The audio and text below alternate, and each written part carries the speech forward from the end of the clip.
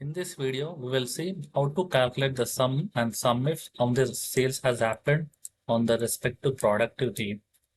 Let's go. If you are new to this channel, please hit the like button and subscribe to our channel. Here we have a table contains the product name, quantity, region, and sales. I want to calculate the total sales and happened on the respective product name. Let's see. Type equals to sum of the select this data, close the bracket, end.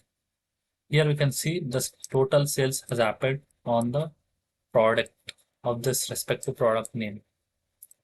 If I want to see that, what is the sales has happened on the respective product name, that is on tables or a laptop or a smartphone. Let's see, equals to sum of open parenthesis, select the range, that is product name column, comma, and select the criteria, comma, and select the sum range column, the sales range column, close parenthesis, enter. If I select and close and copy and paste monitor, we'll get the total sales has happened on the respective monitors. If I type laptop,